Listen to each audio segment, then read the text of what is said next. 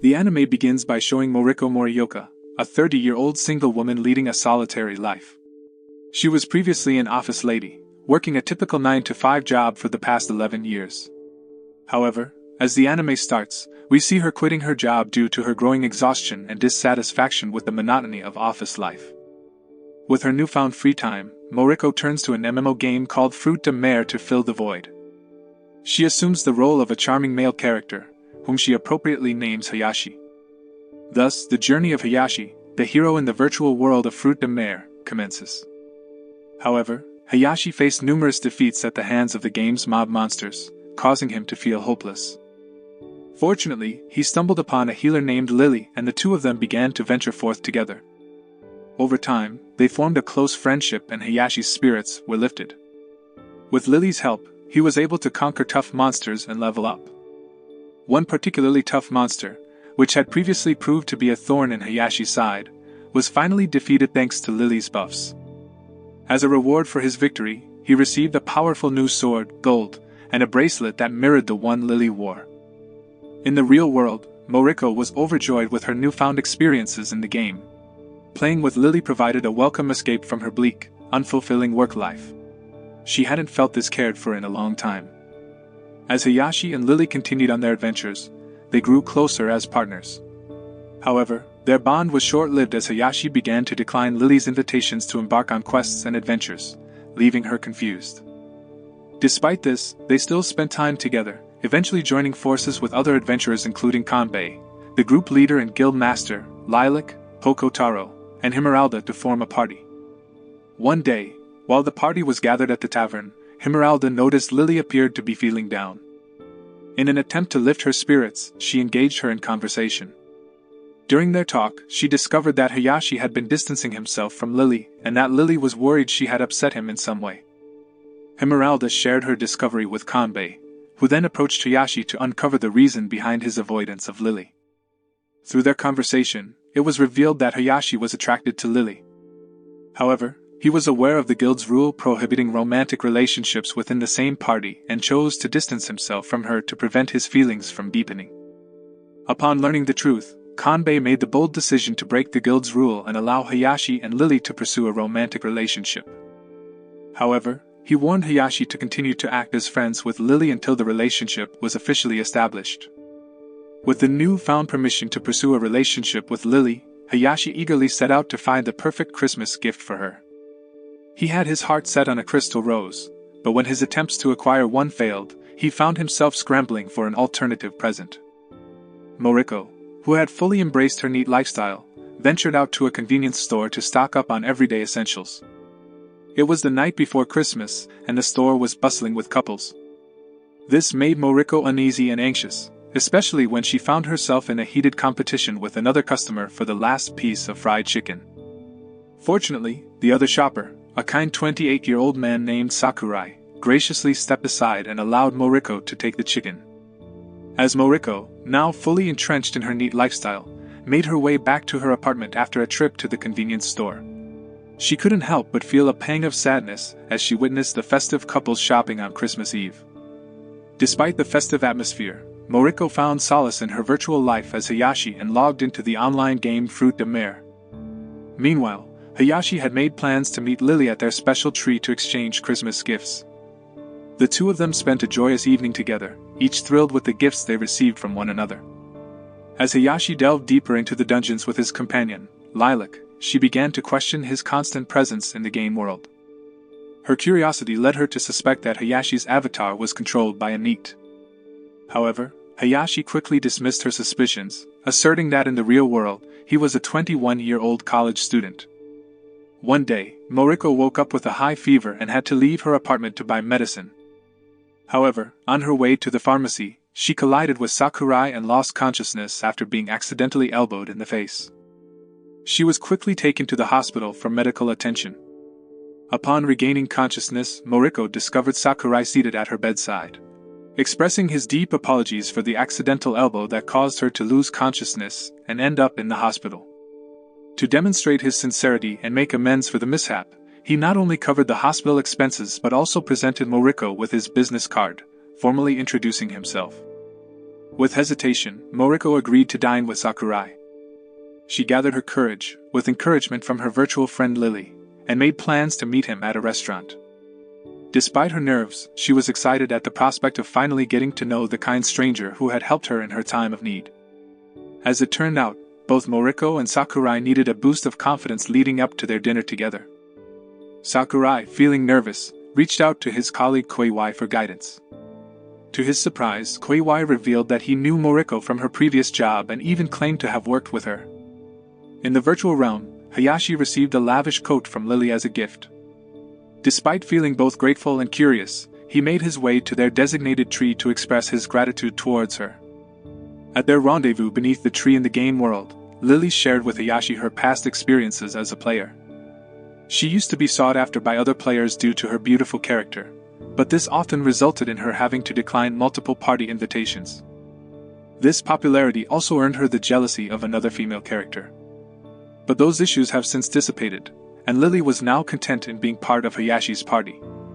She even expressed her desire for Hayashi to become her true partner. Hayashi's meeting with Lily took a surprising turn when she confessed her feelings for him. Despite the fact that this was all happening within the game world, Hayashi found himself feeling uncertain about his own feelings.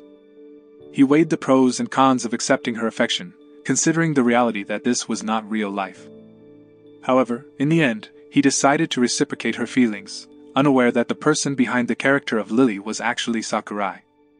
One night, Moriko encountered Koiwai at a local convenience store. Despite her initial nervousness, she agreed to chat with him when he invited her to do so. And when he asked for her contact information and for a date, she didn't hesitate to accept. As Hayashi shared the news of his date with Lily in the game world, she became increasingly suspicious that Hayashi was actually Moriko.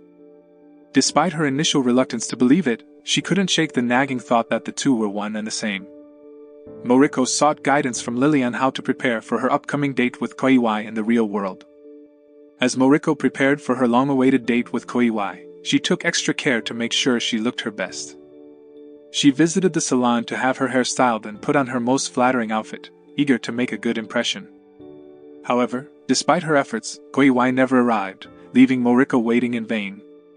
As time passed and Koiwai failed to show up, Moriko was left standing alone at the public square. Her disappointment was cut short, however, when she noticed the familiar face of Sakurai approaching her. Overwhelmed by the realization that he was the person she had been talking to all this time in the game world, Moriko was momentarily stunned. Meanwhile, Sakurai had made his way over to the square to confront the mystery of Moriko's true identity, and he finally had the answers he sought. Moriko was mortified when she realized her mistake and found out that her date with Koiwai was actually scheduled for the following day, not that day.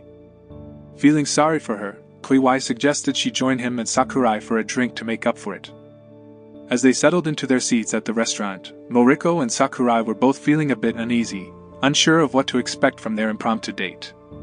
However, as the evening wore on, they found themselves growing more comfortable with one another and engaged in a deep, intimate conversation. The day finally arrived for Moriko and Koiwai's planned date. Over the course of the date, Moriko shared more about her passion for playing MMO games and her virtual friends. As she spoke, she came to the realization that her true home was within the game. Upon returning to her apartment, she eagerly logged back into the game, eager to chat with Lily, who she now knew was actually Sakurai. Despite having figured out Moriko's identity, Sakurai continued to play along and kept his knowledge to himself. Intrigued by Moriko's passion for playing Fruits de Mer, Koiwai expressed interest in learning more about the game. He reached out to Moriko and asked her to teach him the ropes. After gaining a solid understanding of the game, Koiwai decided to create a character of his own, a towering female warrior named Harumi. Desiring to keep her gaming life separate from her real life, Moriko decided to create a new character in Fruits de Mer. She chose to model her new avatar after her previous character from the game, Nanter, ensuring that it had a similar appearance. By doing this, she could avoid encountering Koiwai in the virtual world. Sakurai's journey in the world of online gaming began after the tragic loss of his parents. In an effort to escape the pain and emptiness he felt, he started playing Nanter, an MMO game. As Hearth, he was able to find solace and comfort in the virtual world and form a deep connection with another player, Yuki. The moments he spent playing with Yuki allowed Sakurai to temporarily forget his grief and feel as though his life was returning to normal. But one day, the server for Nanta was shut down, which left Sakurai unable to play with Yuki anymore. So he then turned to playing Fruits de Mer. Sakurai was stunned to discover that his old gaming companion, Yuki, was also playing Fruits de Mer. He became convinced that the person behind the character was Moriko. To confirm his suspicion, he created a new character with the same name, Hearth, as the one he used in the previous game, Nander. He then approached Yuki and struck up a conversation, hoping to gauge her recognition of him.